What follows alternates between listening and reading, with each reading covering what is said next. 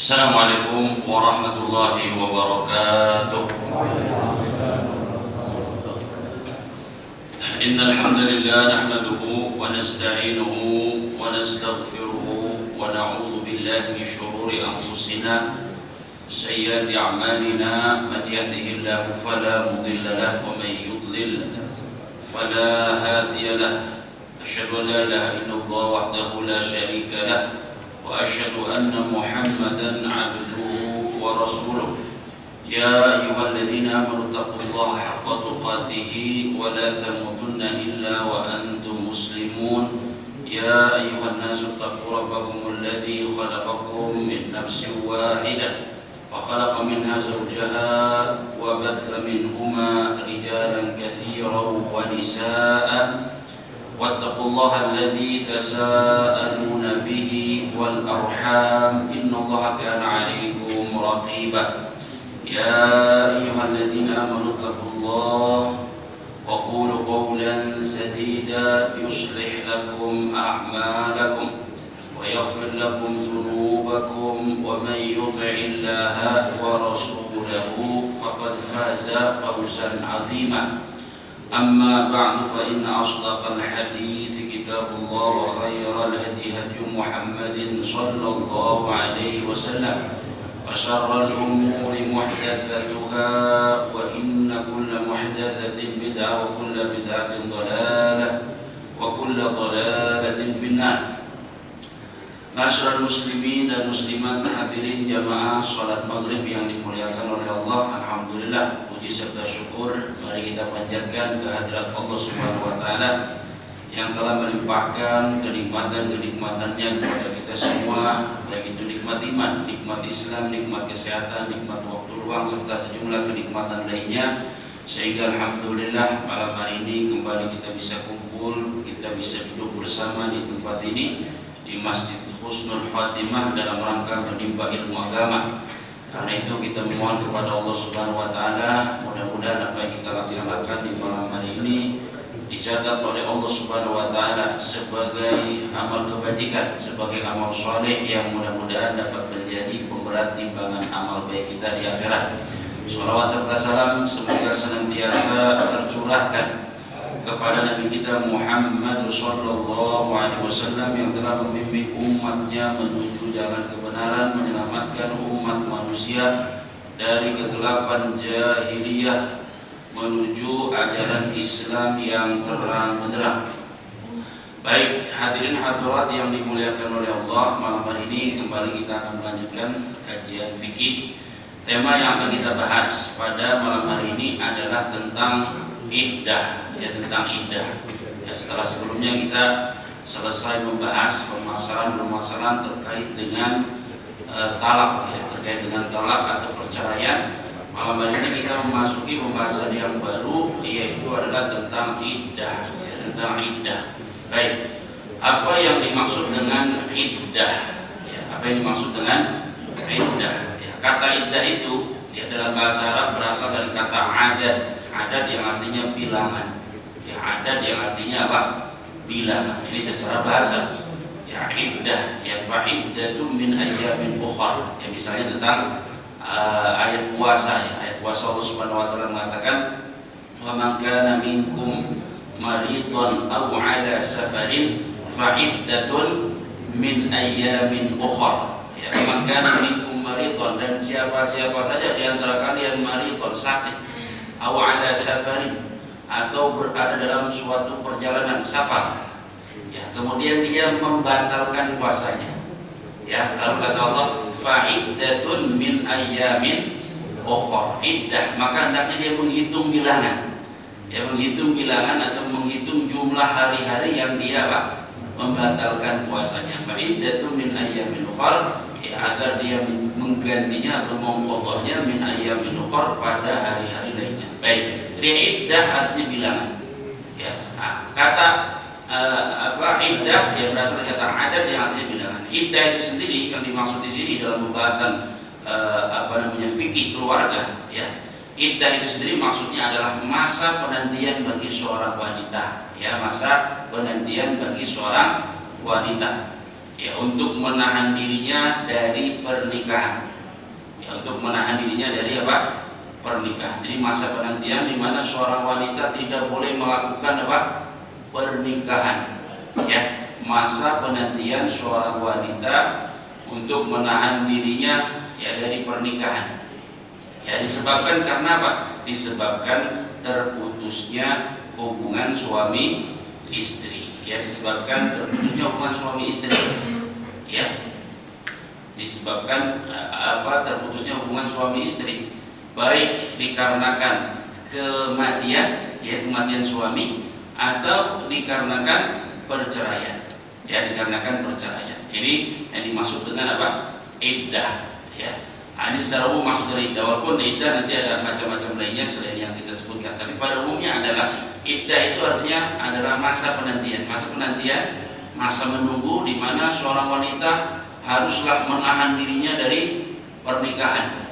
Ya, masa penantian ini kenapa diwajibkan bagi seorang wanita? Ya, karena terputusnya hubungan pernikahan atau hubungan suami istri, hubungan pernikahan, di mana putusnya itu entah disebabkan karena kematian atau disebabkan terjadinya apa? Perceraian. Ya, terjadinya perceraian.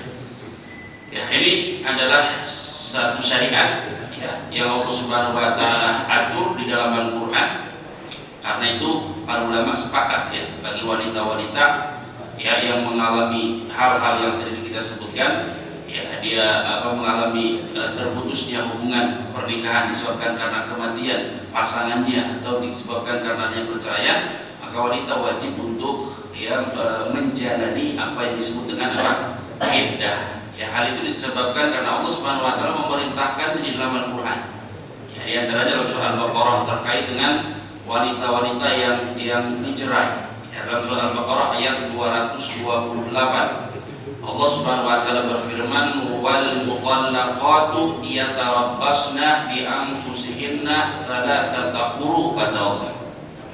Wal mutallaqatu, dan wanita-wanita yang dicerai, ya, kata Allah, yatarabbasna, mereka harus menanti.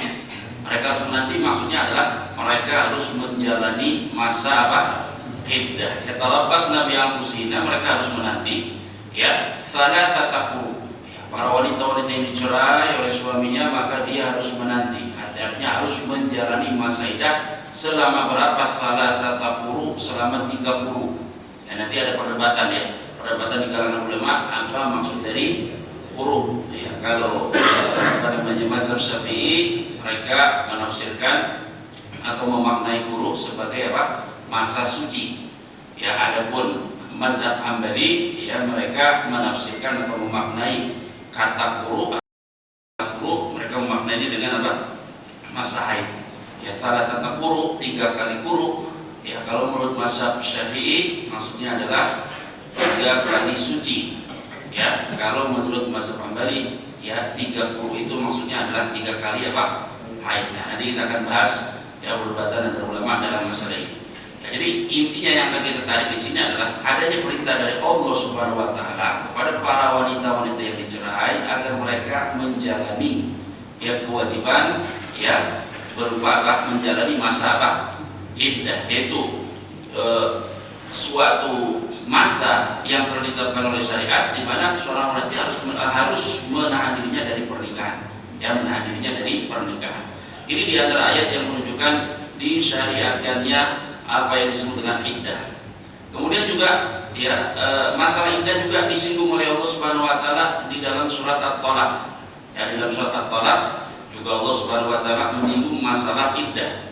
Yaitu tepatnya di ayat keempat, Allah Subhanahu wa taala berfirman, ya kata Allah Subhanahu wa taala, "Wallai ya'isna minal mahid", ya wallai ya'isna minal mahid min nisaikum, ya fa'iddatuhunna, kata Allah Subhanahu wa taala, "Thalathata ashhurin wallai lam yahid", kata Allah Subhanahu wa taala, "Wallai ya'isna minal mahid min nisaikum in irtabtum fa'iddatuhunna thalathatu ashhurin fa'iddatuhunna thalathatu ashhurin wallai lam yahid", kata Allah Subhanahu wa taala, dan wanita-wanita ya wanita-wanita yang ya'isna minal mahid, wanita-wanita yang sudah terhenti dari haid. Ya, istilah dalam bahasa kitanya adalah wanita-wanita yang apa? Menopause ya. Wanita-wanita yang menopause ya, mereka itu harus menanti atau menjalani masa iddah selama apa? Ya, 3 asyhur. Selama 3 bulan karena mereka tidak mengalami apa? Haid. Ya, demikian pula wanita-wanita yang belum haid, itu mereka yang belum mencapai usia apa? Baligh. Jika menikah ya kemudian dicerai, mereka pun harus menjalani masa iddah selama 3 bulan. Ya, kemudian Allah Subhanahu wa taala berfirman, wa ulatul ahmali ajaluhunna ya wa ulatul ahmali ajaluhunna ay yad'na hamlahun. Kemudian wanita-wanita yang hamil ya, maka masa iddah mereka adalah an yad'na hamlahun, adalah sampai mereka apa? Melahirkan, sampai melahirkan bayi yang ada di dalam kandungannya. Jadi ayat ini ya menyinggung masalah iddah, khususnya adalah masalah iddah yang terkait dengan perceraian. Kemudian juga dalam ayat lain dalam surah Al-Baqarah ya ayat 234 ayat 234 ya Allah Subhanahu wa taala juga menyinggung masalah iddah yang terkait dengan kematian ya, kematian sang suami. Apa yang harus dilakukan oleh seorang istri yang ditinggal wafat oleh siapa? Suaminya ya. Pada ayat 234 di dalam surat Al-Baqarah Allah Subhanahu wa taala berfirman, walladzina yutawaffawna minkum wa yadharuna azwajan yatarabbasna bi anfusihinna arba'ata ashhurin wa 'ashra. Kata Allah Subhanahu wa taala, walladzina yutawaffawna minkum, dan orang-orang yang telah diwafatkan oleh Allah Subhanahu wa taala, wa yadharuna azwaja, dan dia meninggalkan ya para istri-istri, mereka meninggalkan istri-istri. Maka kata Allah, ya tarabbasna, maka istri-istri tersebut ya tarabbasna harus menanti dalam arti harus menjalani masa apa? Iddah ya, bi anfusihinna arba'ata asyhuri wa 'ashra.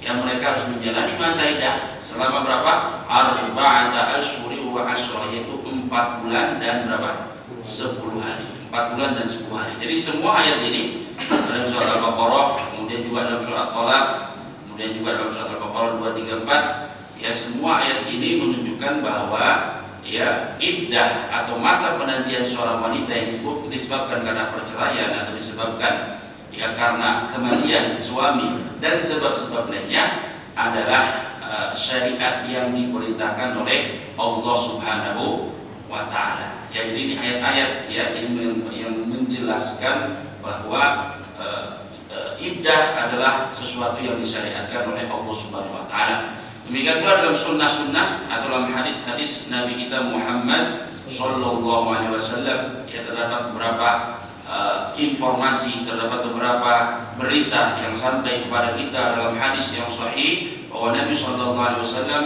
memerintahkan beberapa sahabiat ya, beberapa sahabat-sahabat atau sahabiat untuk melakukan atau untuk menjalani masa iddah. Sebagaimana misalnya Nabi sallallahu alaihi wasallam memerintahkan Fatimah binti Qais ya, Fatimah binti Qais yang dicerai oleh suaminya untuk menjalani masa iddah di rumahnya ya Ummi Maktum ya. Kemudian juga hadis Ummu Atiyah ya, di mana Nabi sallallahu alaihi wasallam ya juga menyinggung masalah iddah bagi wanita yang ditinggal wafat oleh siapa? Suaminya, yaitu adalah 4 bulan 10 hari, dan beberapa hadis-hadis lainnya yang itu semua memberi penjelasan kepada kita bahwa iddah itu adalah suatu syariat yang diperintahkan oleh siapa? Allah Subhanahu wa taala bagi wanita. Baik. Jadi ini dalil-dalil yang menunjukkan bahwa masalah iddah itu adalah hal-hal iddah itu adalah termasuk masalah yang diperintahkan oleh syariat, diperintahkan oleh Allah Subhanahu wa taala, baik itu melalui Al-Qur'an ataupun juga melalui hadis Nabi kita Muhammad sallallahu alaihi wasallam. Baik. Sekarang selanjutnya adalah tentang macam-macam iddah ya, macam-macam iddah ya, macam-macam iddah. Ya, iddah itu bisa dibagi menjadi beberapa macam ya. Dibagi menjadi beberapa macam. Kalau dilihat dari sebabnya, ya dilihat dari sebabnya, maka iddah itu bisa dibagi menjadi 3 ya, dibagi menjadi berapa? 3. Pertama adalah iddah yang disebabkan karena kematian ya. Iddah yang disebabkan karena apa? Kematian, ya, itu yang pertama. Yang kedua adalah iddah yang disebabkan karena apa? Perceraian, ya, iddah yang disebabkan karena perceraian. Dan yang ketiga apa kira-kira? Ya, iddah yang disebabkan karena adanya hubungan di luar pernikahan yang apa? Sah, ya. Iddah yang disebabkan karena adanya hubungan badan, maksudnya ya, hubungan badan, ya, di luar pernikahan yang apa? Sah, ya, pernikahan yang sah, baik itu karena zina ataupun selain zina. Selain zina misalnya ada namanya al-wat'u bisyubhah. Seseorang menggali wanita bukan karena berzina, tapi karena syubhat. Ya, karena apa? Syubhat. Karena syubhat itu misalnya dia menggauli seorang wanita yang dia kira istrinya, ternyata bukan apa? Istrinya. Ya, mungkin saja terjadi. Ya, kalau misalnya bisa terjadi nggak? Bisa aja, bisa saja terjadi. Misalnya dia punya istri lebih dari berapa? 1, betul nggak? Istrinya 4 dan salah satunya sudah dicerai misalnya. Salah satunya sudah dicerai, ya, sudah dicerai. Ya, dan masih tinggal di dalam rumah, misalnya seperti itu. Bisa saja dia menggauli seorang wanita yang dia kira adalah wanita yang masih terjalin hubungan pernikahan dengannya, ternyata adalah wanita tersebut adalah wanita yang sudah dicerai olehnya. Ya, mungkin saja terjadi. Ya, itu ada pembahasannya. Juga karena zina misalnya, ya, wanita hamil karena zina itu harus diapakan? Apakah boleh langsung dinikahi? Ya, seperti yang terjadi sekarang ini di banyak ya masyarakat. Boleh nggak langsung dinikahi dalam keadaan dia apa? Hamil. Ya, langsung dinikahkan saja dengan laki-laki yang menzinainya atau bagaimana? Itu ada perdebatan di kalangan para ulama. Ya, kemudian juga wanita misalnya menikah dengan atau laki-laki menikahi seorang wanita, ya, wanita yang apa? Wanita yang ternyata memiliki hubungan sepersusuan. Nah, memiliki hubungan apa? Sepersusuan misalnya. Ya, sudah menikah ternyata terbukti bahwa laki-laki dan wanita tersebut disusui oleh ya wanita yang sama. Ya, kita pernah membahas bahwa kalau hadis Nabi mengatakan yahrumu minar radha ma yahrumu minan nasab. Persusuan itu mengharamkan sebagaimana nasab itu apa? Mengharamkan. Artinya pernikahan, ya, pernikahan itu bisa haram karena kalau dua orang pasangan suami istri itu memiliki apa? Hubungan apa? Nasab. Ya, misalnya adik dan kakak kan tidak boleh, atau seorang laki-laki dengan bibinya kan tidak boleh. Nah, itu berlaku juga ya dalam masalah persusuan. Misalnya ada laki-laki dan perempuan menikah, memang tidak satu nasab, tapi ternyata disusui oleh wanita yang sama, ya, disusui oleh wanita yang sama. Maka itu harus dipisahkan, ya, harus dipisahkan. Kalau terjadi kehamilan bagaimana? Nah, itu ada pembahasannya, ya, ada pembahasannya, ya, dan sebagainya. Nanti ada hal-hal lain selain masalah perceraian dan selain masalah kematian. Jadi intinya adalah ya, iddah itu kalau kita bagi, dilihat dari sebabnya, bisa kita bagi menjadi berapa? 3. Yang pertama adalah iddah yang disebabkan karena perceraian, ya. Yang kedua adalah iddah yang disebabkan karena apa? Kematian, yaitu kematian suami, ya. Dan yang ketiga adalah iddah yang disebabkan karena apa? Ya, karena adanya hubungan badan di luar pernikahan yang apa? Di luar pernikahan yang sah, ya, di luar pernikahan yang sah. Ya, ini kalau kita lihat, ya, atau kita bagi dilihat dari sebabnya. Nah, kalau kita bagi dilihat dari lamanya, ya, dari lamanya waktu, ya, maka juga bisa kita bagi menjadi 3, ya, bisa kita bagi menjadi berapa? 3. Ya. Yang pertama adalah ya iddah dengan 3 kali quru. Iddah dengan 3 kali apa? Quru. Ya, nanti ada perdebatan itu quru itu artinya apa? Ada yang mengatakan haid, ada yang mengatakan suci. Ya. Jadi iddah kalau kita bagi dilihat dari lamanya waktu. Ya, lamanya waktu kita juga bisa membaginya menjadi 3. Yang pertama adalah iddatun bil aqd. iddah dengan quru. Ya, quru itu nanti ada dua pendapat, ada yang menafsirkan quru itu adalah masa haid, ada yang menafsirkan quru itu adalah masa apa? Suci. Ya, 3 quru artinya 3 masa suci atau 3 masa haid. Baik, yang kedua adalah iddah dengan kelahiran. Ya, iddah dengan apa? Kelahiran atau persalinan. Jadi seorang wanita ya misalnya ditinggal mati oleh suaminya dalam keadaan apa? Hamil. Ya, maka masa iddahnya bagaimana? Masa iddahnya ya adalah kalau dia sudah apa? Melahirkan. Dia sudah melahirkan. Ini yang kedua, yaitu adalah iddah dengan apa namanya? Kelahiran. Dan yang ketiga adalah iddatun bil ashhur, yaitu iddah dengan bilangan bulan. Iddah dengan bilangan apa? Bulan. Seperti tadi diantaranya adalah iddah bagi wanita yang dicerai, di mana wanita tersebut tidak dalam kondisi hamil, ya, dan wanita tersebut tidak mengalami apa? Haid. Bukan wanita yang haid, entah karena masih kecil atau dia sudah sudah menopause. Ya, maka lamanya iddah adalah berapa? 3 bulan, ya, 3 bulan. Kalau meninggal tadi, ya kalau meninggal tadi 4 bulan 10 hari. Tapi intinya itu dilihat dari masanya, lamanya masa penantian. Ya, kalau kita lihat iddah dilihat dari masa penantian, maka dapat kita bagi menjadi 3. Pertama adalah iddatun bil aqra, iddah dengan quru. Ya, iddah dengan quru, yaitu quru bisa artinya masa haid, bisa artinya masa suci, sesuai dengan pendapat yang nanti kita pilih. Yang kedua adalah iddah dengan kelahiran, dilahirkannya anak, ya, dilahirkannya anak yang ada dalam kandungan. Kemudian yang ketiga adalah iddatun bil ashhur, yaitu iddah dengan bilangan apa? Bulan, ya, iddah dengan bilangan bulan. Nah, ini macam-macam apa? Macam-macam iddah. Baik. Poin berikutnya yang akan kita bahas adalah ya terkait dengan macam yang pertama, yaitu adalah iddatun bil aqra, yaitu iddah atau masa penantian dengan quru.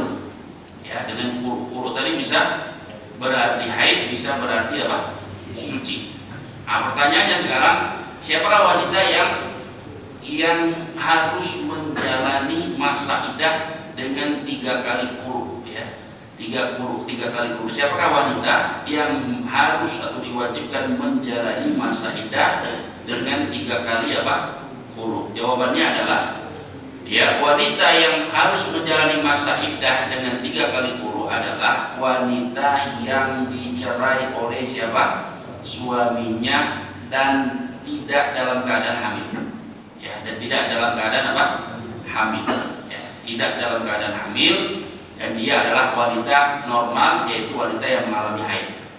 Ya, jadi siapakah wanita yang harus menjalani masa iddah ya selama 3 kali quru? Jawabannya adalah wanita yang dicerai oleh siapa? Suaminya. Ya, wanita yang dicerai oleh suaminya dan dia tidak dalam keadaan hamil, dan dia tidak dalam keadaan hamil, dan wanita tersebut adalah wanita normal yang masih mengalami haid. Maka iddahnya adalah 3 kali quru. Ya, jadi kalau ada wanita dicerai oleh suaminya, misalnya dicerai oleh suaminya, ya, ditalak oleh suaminya, ya, baik itu talak apa? Masih ingat talak ada berapa macam? Talak ada berapa macam?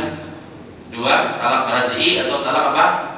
Bain. Ya, talak raj'i atau talak bain. Ya, talak raj'i atau talak bain. Ya. Maka ya setelah ditalak dia harus menjalani masa iddah. Kalau talak raj'i itu statusnya kan masih suami apa? Istri. Maka dia harus dalam rumah, nggak boleh keluar, harus menjalani masa iddah selama berapa? 3 kali quru. Ya, 3 kali quru. Kalau sudah 3 kali quru nggak dirujuk juga, nah, berarti sudah apa? Pisah, bukan lagi suami istri, pisah, namanya bain. Tapi bainnya namanya bainunah sugro. Ya, bainunah apa? Sugro. Kenapa bainunah sugro? Karena masih bisa ditarik lagi. ditarik lagi dengan apa?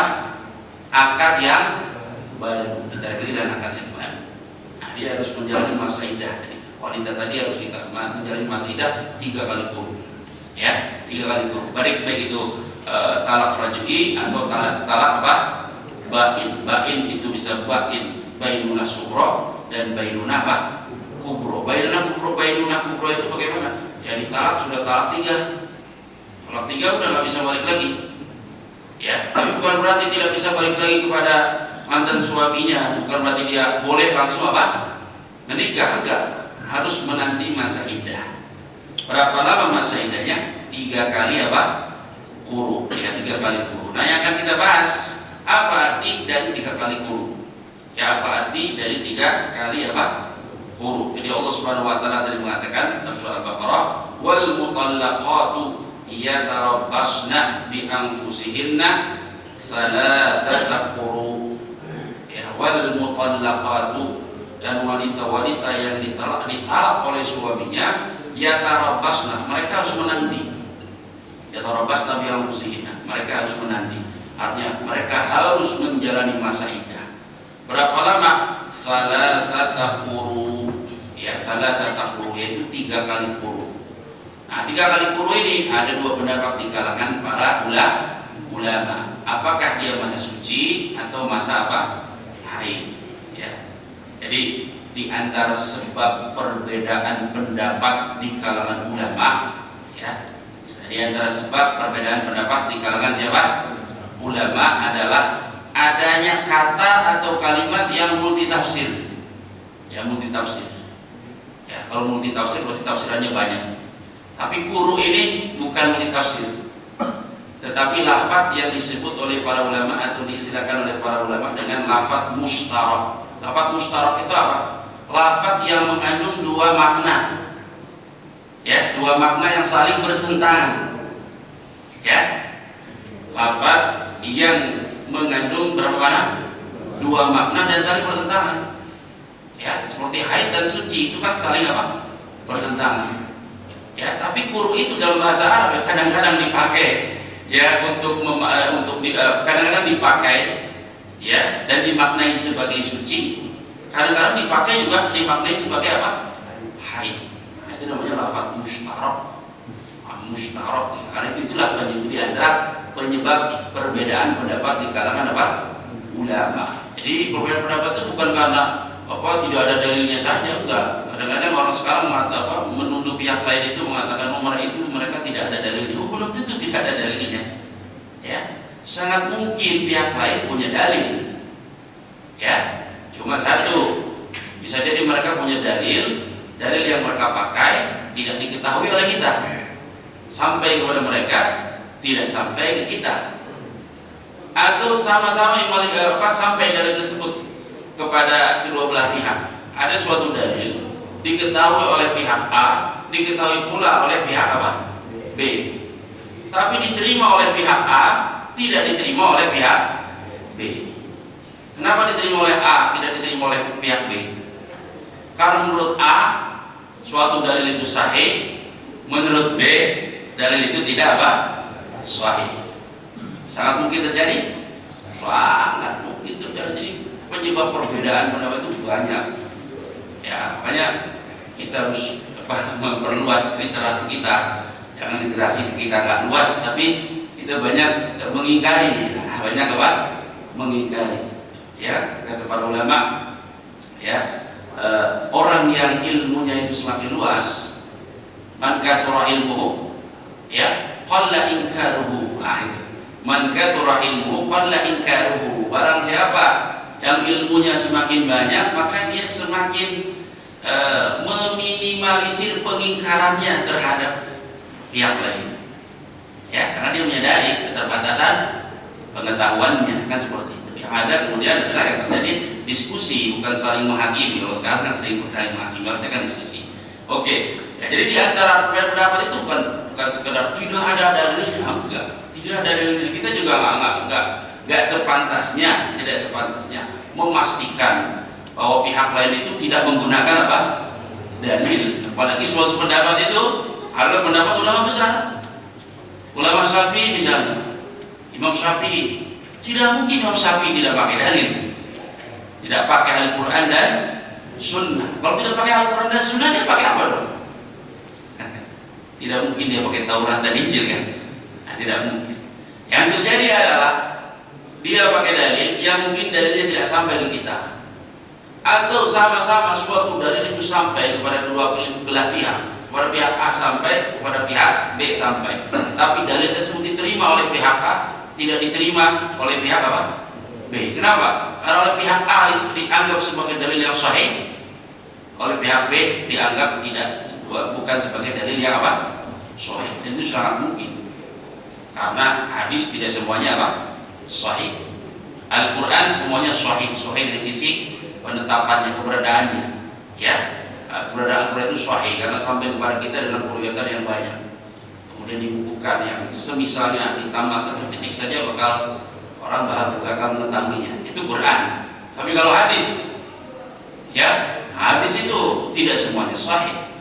Yang sama-sama kita ketahui sahih secara umum sahih, bukan satu persatunya, enggak. Secara umum hadis-hadisnya sahih. Yang kita ketahui hanya dua saja, Sahih Bukhari dan Sahih apa? Muslim. Itu secara umum sahih, bukan semua hadisnya, enggak. Secara umum sahih. Adapun beberapa hadis ada juga kritikan para ulama. Ya, kritikan. Oke, Sahih Bukhari semuanya apa secara umum adalah sahih. Tapi kalau udah masuk ke sumber lainnya, misalnya Sunan At-Tirmidzi diriwayatkan oleh Tirmidzi, itu sangat mungkin terjadinya perbedaan. Ada yang mengatakan ini sahih, ada yang mengatakan ini tidak apa?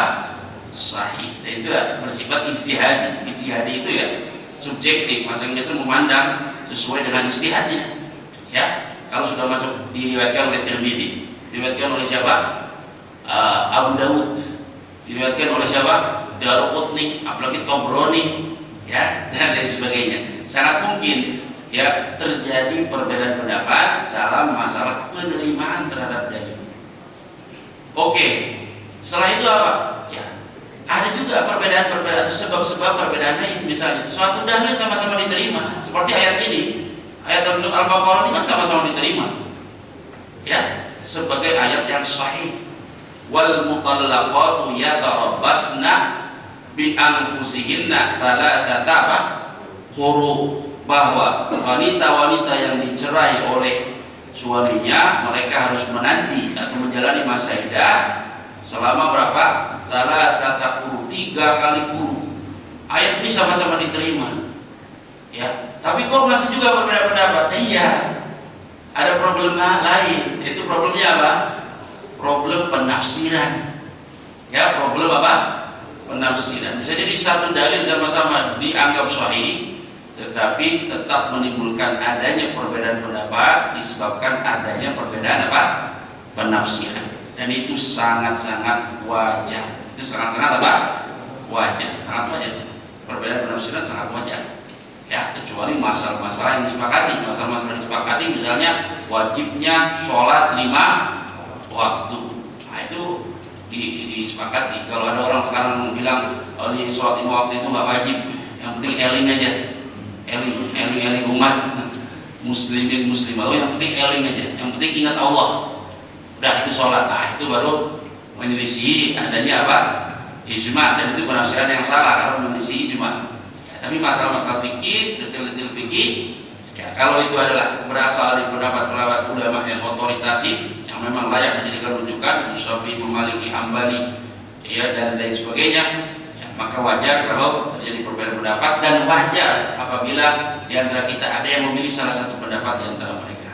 Nah, jadi ini sedikit ya permasalahan tentang sebab adanya perbedaan pendapat di kalangan apa? Para ulama, yaitu adanya lafaz mustarak. Lafaz mustarak itu apa? Satu lafaz tetapi mengandung dua apa? Makna, dan maknanya saling bertentangan, dan makna itu sama-sama kuat. Masalahnya itu, ya, maknanya sama-sama kuat. Karena bisa jadi nih, satu kata atau kalimat mengandung banyak makna, tapi lebih kuat kepada suatu makna. Itu namanya makna zohir. Namanya makna apa? Zohir. Nah, kadang-kadang Ustaz mengatakan makna zohir. Makna zohir itu apa? Satu kata atau kalimat menunjukkan banyak makna, tapi lebih kuat menunjukkan ya satu makna daripada makna-makna lain. Misalnya tangan, ya tangan bisa berarti kan, tangan fisik bisa berarti kan, bisa berarti itu. Tangan bisa berarti kekuasaan nggak? Bisa berarti kekuasaan nggak? Bisa berarti kekuasaan. Tapi kalau hanya disebut tangan saja, kira-kira lebih kuat menunjukkan makna tangan yang fisik atau makna yang abstrak yaitu kekuasaan yang fisik? Itu namanya makna apa? Zohir. Itu namanya makna zohir.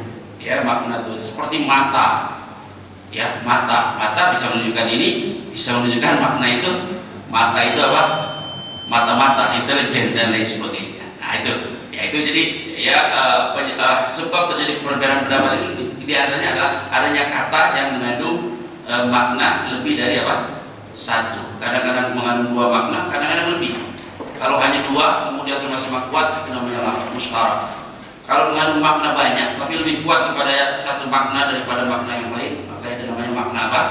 Zohir. Ya, makna zohir. Ya, kita asal terlebih dahulu.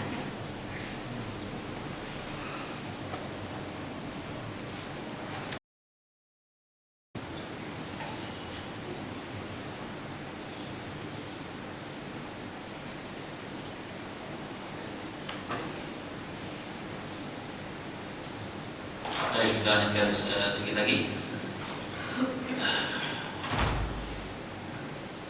Baik. Jadi para ulama berbeda pendapat tentang masalah iddah bagi wanita yang ditalak oleh suaminya. Ditalak oleh suaminya dalam keadaan dan dia dalam keadaan tidak hamil, ya, dan wanita tersebut adalah wanita yang normal yang mengalami apa? Haid.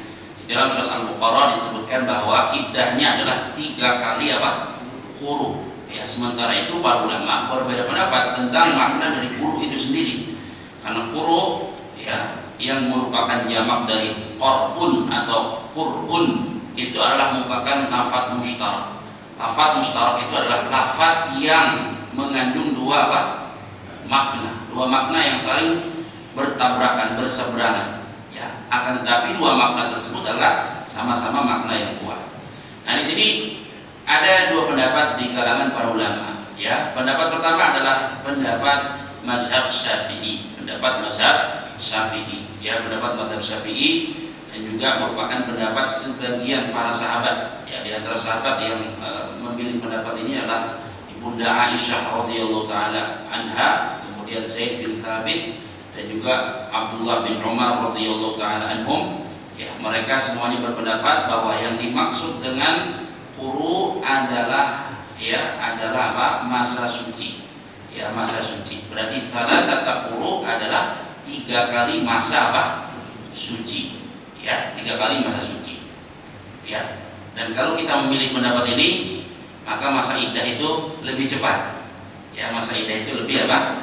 Cepat. Ya, misalnya seorang suami pastinya kalau dia melakukan melakukan perceraian atau menjatuhkan talak yang sunni. Pernah kita bahas talak ada sunni, ada apa? Bid'i, kalau masih ingat. Ya, talak sunni itu talak yang sesuai dengan prosedur syariat. Ya, talak sunni itu tentunya kalau seorang suami menjalani talak yang sesuai syariat, yaitu talak sunni adalah bahwa dia menjatuhkannya saat istri dalam keadaan apa? Suci atau haid? Dalam keadaan suci. Tidak boleh menceraikan istri dalam keadaan haid, tidak boleh. Harus dalam keadaan suci. Dalam keadaan hamil boleh? Menceraikan istri dalam keadaan hamil boleh? Boleh. Yang tidak boleh 2. Dalam keadaan haid 1. Yang kedua adalah dalam keadaan suci tapi apa? Ya. Apa? Tapi sudah digauli dalam masa suci dan dia apa? Sudah digauli. Di masa suci itu dia digauli, itu nggak boleh. Jadi 2 itu tolak bid'ah namanya. Baik. Kembali ke masalah tadi. Tolak, kalau seorang suami menjatuhkan talak, ya tentunya talak sunni yaitu talak di saat istri dalam keadaan apa? Suci. Nah, menurut pendapat ini, ya, Di saat jatuhnya talak, itu di saat suci, itu suci yang terjadi padanya perceraian, terjadi padanya talak, itu masuk dalam hitungan. Ya, masuk dalam apa? Hitungan. Jadi ada seorang wanita misalnya dicerai oleh dicerai oleh suaminya, dicerai oleh suaminya, maka dia harus menanti masa apa? Iddah. Masa iddahnya berapa tadi? 3 kali quru. Quru menurut pendapat ini adalah apa? Suci. Berarti suci di saat jatuhnya talak terhitung 1. Oke. Kemudian setelah suci apa? Haid. Suci lagi 2. Ya, kemudian apa? Haid, kemudian apa? Suci lagi. Ya, suci lagi. Kalau sucinya habis masuk haid, nah itu berarti masa iddahnya habis. Ya, ini pendapat apa? Pendapat pertama. Pendapat pertama, ya, mereka mendasarkan pendapat ini dengan beberapa periwayatan dan juga dalil-dalil. Di antaranya adalah perkataan Ibunda Aisyah radhiyallahu taala anha. Bunda Aisyah mengatakan al-quru al-athhar. Quru itu adalah masa suci. Ya, al-quru al-athhar. Quru itu adalah masa suci. Kemudian juga mereka beralasan atau berpendapat bahwa quru atau al-quru itu bermakna al-jam'u. Ya, al-quru artinya al-jam'u, yaitu mengumpulnya sesuatu. Karena itu mereka mengatakan lafaz ini menunjukkan makna haid, karena haid hakikatnya adalah berkumpulnya darah yang ada di dalam rahim seorang wanita. Ya, ini diantara alasan-alasan atau dalil-dalil, ya, atau riwayat-riwayat yang dijadikan sebagai landasan bagi ulama-ulama yang berpendapat bahwa quru itu adalah masa suci, ya, masa suci. Ini pendapat pertama. Pendapat kedua adalah pendapat mazhab Hambali, ya, Imam Abu Hanifah dan juga beberapa sahabat, bahkan pendapat mayoritas sahabat, termasuk diantaranya adalah al-khulafa ar-rasyidun, khulafa yang 4, kemudian juga Abdullah bin Mas'ud, ya, dan beberapa ulama tabi'in. Mereka berpendapat bahwa quru itu adalah apa? Haid. Ya, quru itu adalah apa? Haid. Jadi bagi yang berpendapat dengan pendapat ini, ketika seorang wanita misalnya ditalak oleh suaminya, ya, di saat wanita tersebut dalam kondisi apa? Suci, ya, maka dalam kondisi suci itu tidak terhitung apa? Iddah. Baru nanti dihitung iddahnya kalau dia sudah apa? Haid terhitung 1, suci lagi, ya, haid lagi, ya, suci lagi, haid lagi, baru di saat suci itu hilang, ya. Setelah haidnya yang ketiga selesai, maka selesai pula masa apa? Iddahnya. Nah, pendapat ini mendasarkan, ya, apa yang mereka pilih ini dengan beberapa riwayat dan juga beberapa hadis, ya, beberapa riwayat dan juga beberapa hadis. Di antara hadis yang dijadikan sebagai penguat dari pendapat ini adalah hadis yang diriwayatkan oleh Imam Tirmidzi dan yang lainnya, bahwa Nabi pernah berpesan kepada seorang wanita yang mengalami istihadah. Ingat ya, istihadah itu apa? Begini banyak istilah, ya, mohon maaf, ya. Istihadah itu wanita yang keluar darah dari apa? Rahimnya. Bukan dikarenakan haid, bukan pula dikarenakan apa? Nifas. Jadi darah wanita ada 3 kan? Haid, nifas. Haid itu darah normal, darah alami. Nifas, darah karena apa? Kelahiran. Nah, yang ketiga ada darah istihadah, darah karena sakit, ya, darah karena apa? Sakit. Nah, Nabi pernah berpesan kepada wanita yang mengalami istihadah. Kan wanita mengalami istihadah itu bingung kan, ini darah yang keluar darah apa? Darah haid atau darah apa? Sakit atau darah istihadah. Kan kalau dalam masa haid dia harus meninggalkan apa? Sholat. Tapi kalau sudah terhenti haidnya dia harus apa? Sholat. Sementara ini wanita itu apa? Selalu keluar apa? Darah. Nah, bagaimana untuk membedakan antara darah haid dengan darah apa? Istihadah. Apa kata Nabi? Ya, kata Nabi, tada'us sholata ayyama aqra'iha. Nah, itu aqra'iha. Wanita yang mengalami seperti itu hendaknya dia meninggalkan sholat di hari-hari aqro'iha. Aqro' jamak dari quru. Ya, di hari-hari dia mengalami quru. Apa maksud dari quru di sini? Maksud dari quru ini adalah apa? Haid. Jadi wanita tersebut harus meninggalkan sholat di hari-hari haidnya. Nah, ini pendapat atau hadis, mohon maaf, ini hadis yang menguatkan pendapat yang mengatakan bahwa quru itu artinya adalah apa? Haid, ya. Quru artinya adalah apa? Haid. Jadi ini diantara ya dalil yang menguatkan pendapat yang kedua. Tentunya diantara dalil lain yang bisa kita sebutkan lainnya diantaranya adalah hadis Fatimah binti Qais, ya, bahwa Nabi SAW mengatakan kepada Fatimah binti Qais, bukan Fatimah binti Qais, saya lupa, pokoknya terhadap seorang sahabiat yang mengalami istihadah, tapi mengatakan ungguri idza ata qur'uki fala tusalli. Kata Nabi SAW, tahanlah, ya, tahanlah dirimu, jangan sholat, jangan terburu-buru sholat. Idza ata qur'uki fala tusalli. Jika datang masa qur'umu, itu haid, fala tusalli, maka janganlah engkau apa? Sholat. Ya, wanita tidak sholat di masa suci atau di masa haid? Di masa haid tentunya. Ya, karena itu kata quru atau hadis ini menunjukkan atau menguatkan pendapat yang mengatakan bahwa maksud dari quru itu adalah apa? Haid. Ya, maksud dari quru itu adalah haid. Dan ini wallahu alam, ya, pendapat yang kita pilih bahwa maksud dari quru itu adalah apa? Haid. Dan ini pendapat Imam Ahmad rahimahullah ta'ala. Walaupun kalau di Indonesia khususnya para kiai-kiai, ya, para ustaz-ustaz yang belajar di pesantren tradisional, tentunya fikih yang mereka pelajari fikih apa?